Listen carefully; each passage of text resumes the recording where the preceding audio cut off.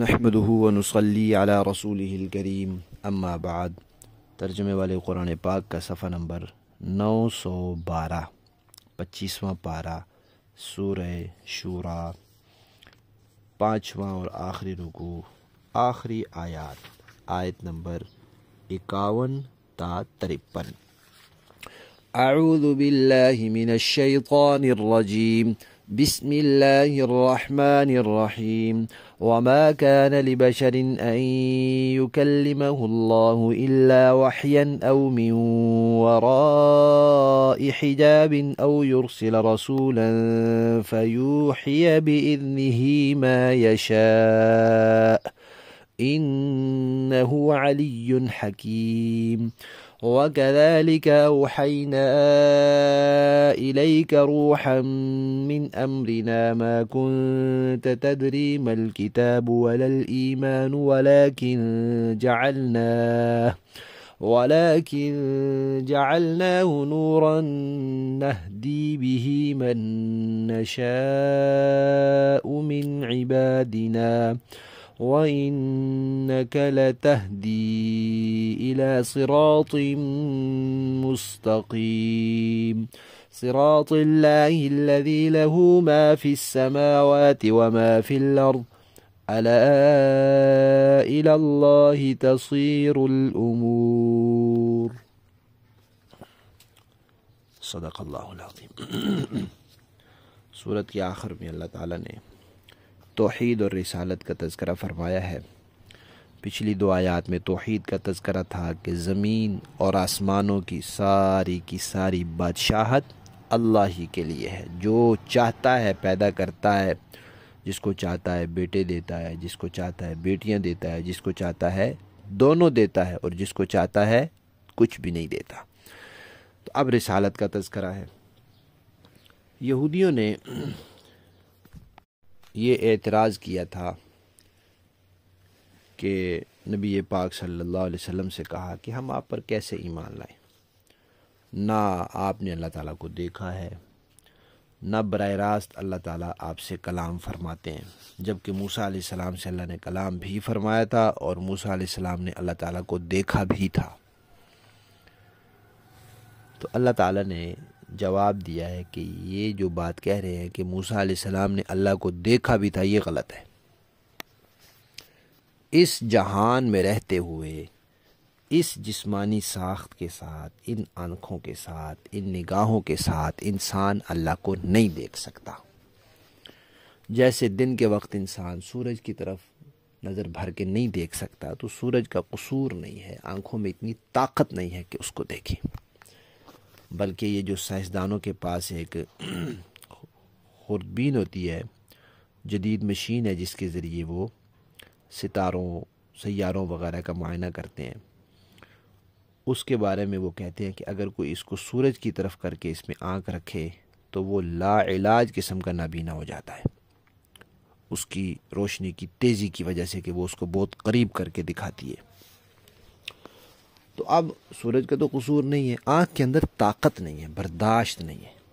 تو انسان کی یہ جو جسم کی آنکھیں ہیں، یہ جسمانی ساخت ہے، اس جہان میں اس کے اندر اتنی طاقت نہیں ہے۔ آخرت میں جا کر اللہ تعالیٰ اس جسم کو عمدہ جسم بنا دیں گے، قوت پیدا کر دیں گے، طاقت پیدا کر دیں گے، تو پھر اس کے اندر صلاحیت ہوگی۔ جسم تو یہی ہوگا، اسی کو اللہ دوبارہ بنائیں گے اور اسی کو عمدہ کر دیں گے۔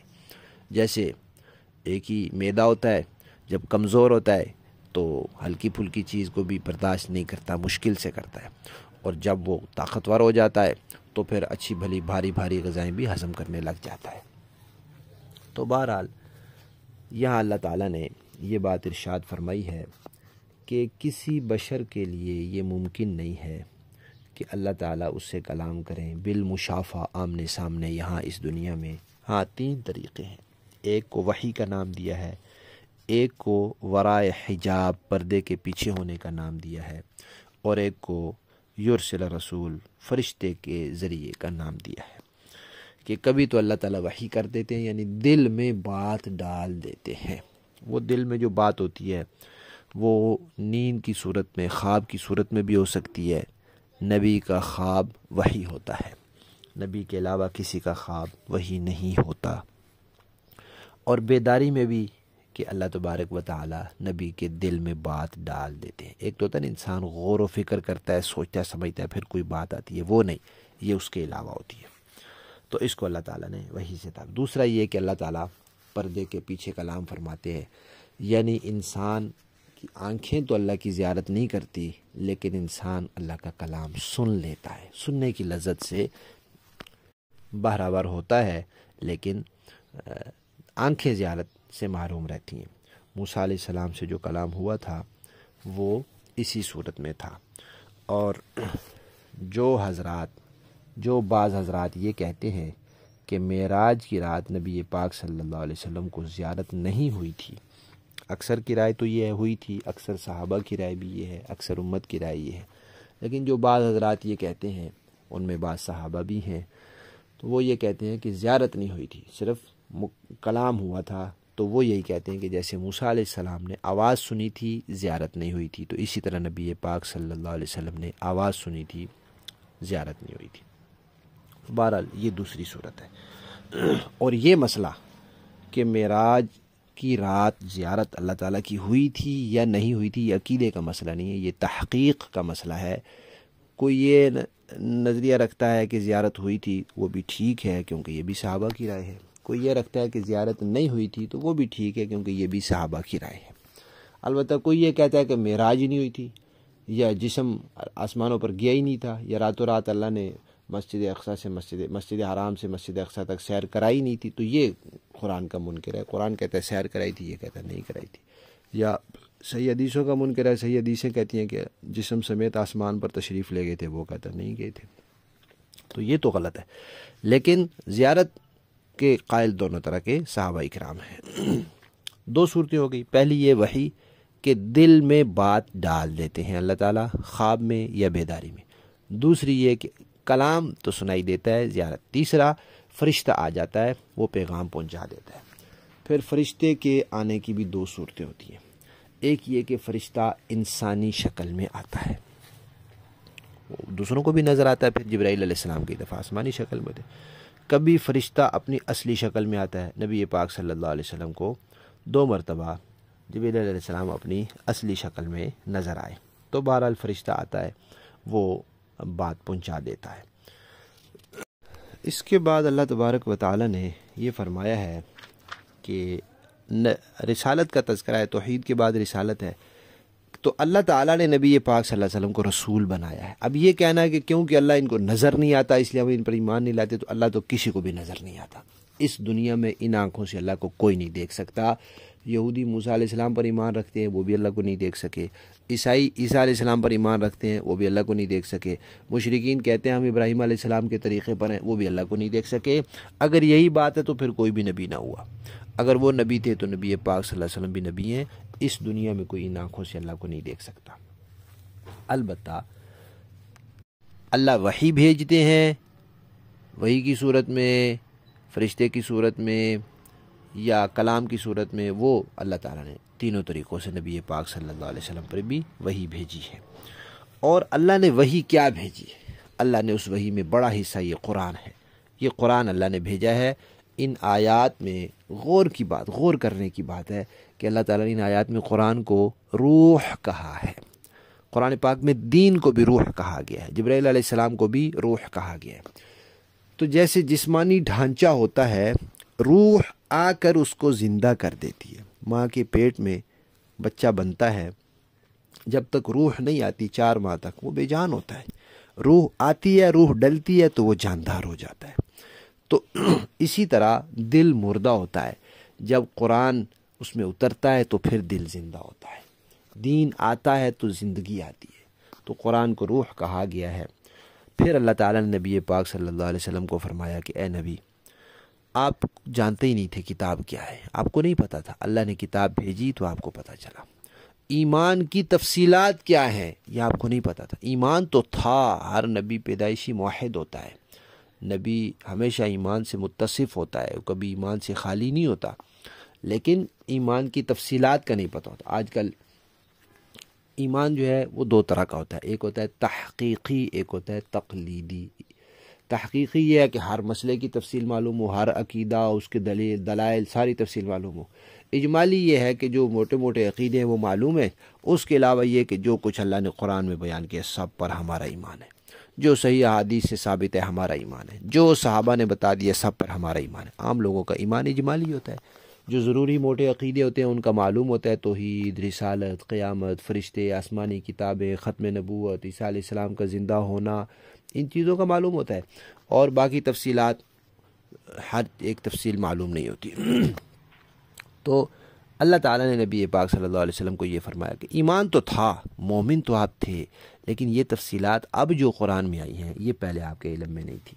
تو اللہ نے اس قرآن کو نور بنایا ہے، اس کے ذریعے اللہ فرماتے ہیں ہم اپنے بندوں میں سے جس کو چاہتے ہیں ہدایت دیتے ہیں۔ قرآن پاک میں اللہ تعالیٰ نے قرآن کو بھی نور فرمایا، پچھلی کتابوں کے بارے میں بھی، تورات اور انجیل کو بھی نور کہا ہے۔ تو کتابوں کو نور کہا ہے، کسی شخصیت کو، کسی ذات کو، یعنی نبی کو کہیں بھی قرآن میں نور نہیں کہا گیا کہ نبی نور ہوتا ہے۔ کتاب نور ہے، کتاب کے ذریعے اللہ تعالیٰ ہدایت دیتے ہیں اور نبی وہ کتاب سکھاتا ہے۔ نبی بشر ہوتا ہے، نبی کو قرآن میں کہیں بھی نور نہیں کہا گیا۔ اور اللہ تعالیٰ فرماتے ہیں کہ اے پیغمبر، یہ آپ کو باتیں کہتے ہیں کہ آپ اللہ کے نبی کیسے ہیں، آپ اللہ کو دیکھتے نہیں ہیں۔ اللہ کو تو کوئی نہیں دیکھ سکتا، آپ جو راستہ ان کو دکھا رہے ہیں وہ بالکل سیدھا راستہ ہے، وہ اللہ کا راستہ ہے۔ آسمان و زمین کی بادشاہت اللہ کے لیے، لوٹ کر انہوں نے جانا اللہ کی طرف ہے، تو جو اللہ کی طرف راستہ جا رہا ہے پھر اس پر ان کو چلنا پڑے گا اگر انہوں نے کامیاب ہونا ہے۔ لفظی معنی دیکھیے، وما کانا، اور نہیں ہے یا نہیں ہو سکتا، لبشرن، کسی بھی انسان کے لیے یہ ممکن کہ ان یکلمہ، کہ بات کرے اس انسان سے اللہ تعالیٰ، الا وحیاً، مگر وحی کے طور پر، او میوں ورائی، یا پیچھے سے حجاب پردے کے، او یرسلا، یا بھیجے اللہ تعالیٰ رسولاً، کوئی پیغام لے جانے والا، فیوحی، پھر وہ پیغام پہنچائے، بِإِذْنِ، اللہ کی اجازت سے، اللہ کے حکم سے، ما یشاء، جو اللہ چاہے، انہو، بے شک اللہ تعالیٰ، علی، بہت بلند ہے، بہت اونچا ہے، اس کے بلند اور عالی ہونے کی وجہ سے انسان اس دنیا میں ان آنکھوں سے نہیں دیکھ سکتا، لیکن حکیم، بڑی حکمت والے ہیں، پیغام تو اپنا اللہ نے پہنچانا ہے تو پھر وحی کے ذریعے یا کلام کے ذریعے یا فرشتے کے ذریعے پہنچا دیتے ہیں۔ وَكَذَلِكَ، اسی طرح، اوحینا، ہم نے پہنچائی ہے آپ کی طرف، الیکا، ہم نے اوحینا وحی بھیجی، پہنچائی ہم نے الیکا آپ کی طرف، روحاً، ایک روح، زندگی، کیا؟ قرآن، من امرنا، اپنے امر سے، اپنے حکم سے، اپنے معاملے سے، ما کنتا، نہیں تھے آپ، تدری، جانتے، مل کتاب، کہ کتاب کیا ہے۔ اللہ تو کہہ رہے ہیں نبی یہ بھی نہیں جانتے تھے کہ کتاب کیا ہے، ولل ایمان، نہ آپ یہ جانتے تھے کہ ایمان کی تفصیلات کیا ہے، ولیکن، لیکن، جعلناہ، ہم نے بنایا ہے اس کتاب کو، نوراً، نور، نہدی، ہم ہدایت دیتے ہیں، بھی، اس کے ذریعے، من نشاء، جس کو چاہتے ہیں، من عبادنا، اپنے بندوں میں سے، وَإِنَّكَ، اور بے شک آپ، لَتَہْدِی، دکھلاتے ہیں، الی صراط، راستے کی طرف، یعنی رہنمائی کرتے ہیں راستے کی طرف، مستقیم، سیدھا راستہ، صراط، جو راستہ ہے، اللہ کا، الذی لہو، وہ اللہ وہی ہے جس کے لیے، ما، اس کے لیے ہے، ما، جو کچھ ہے، فی السماوات، آسمانوں میں، وما فی الارض، جو کچھ زمین میں ہے، الا، خبردار، اللہ، اللہ کی طرف، تصیر الامور، تمام امور لوٹ کر جائیں گے، سب چیزیں، سب لوگ اللہ کی طرف جائیں گے، سارے معاملات اللہ کی بارگاہ میں پیش ہوں گے، فیصلہ وہی ہوگا، لہذا جو راستہ اللہ کی طرف جاتا ہے اس پر چلنا چاہیے اور اسی پر چلنے والا کامیاب ہوگا۔ با محاورہ دیکھیں، وَمَا كَانَ لِبَشَرٍ أَن يُكَلِّمَهُ اللَّهُ إِلَّا وَحْيًا أَوْ مِن وَرَاءِ حِجَابٍ أَوْ يُرْسِلَ رَسُولًا فَيُوحِيَ بِإِذْنِهِ مَا يَشَاءُ، اور کسی انسان میں یہ طاقت نہیں ہے کہ اللہ اس سے آمنے سامنے بات کرے سوائے اس کے کہ وہ وحی کے ذریعے ہو، یا کسی پردے کے پیچھے سے، یا پھر وہ کوئی پیغام لانے والا فرشتہ بھیج دے اور وہ اس کے حکم سے جو وہ چاہے وحی کا پیغام پہنچا دے، انہو علی حکیم، یقیناً وہ بہت اونچی شان والا، بڑی حکمت والا ہے۔ وَكَذَلِكَ أَوْحَيْنَا إِلَيْكَ رُوحًا مِّنْ أَمْرِنَا مَا كُنْتَ تَدْرِي مَا الْكِتَابُ وَلَا الْإِيمَانُ ولكن جعلناه نورا نهدي به من نشاء من عبادنا، اور اسی طرح ہم نے آپ کے پاس اپنے حکم سے ایک روح بطور وحی نازل کی ہے۔ آپ کو اس سے پہلے نہ یہ معلوم تھا کہ کتاب کیا ہوتی ہے اور نہ یہ معلوم تھا کہ ایمان کیا ہے، لیکن ہم نے اس قرآن کو ایک نور بنایا ہے جس کے ذریعے ہم اپنے بندوں میں سے جس کو چاہتے ہیں ہدایت دیتے ہیں۔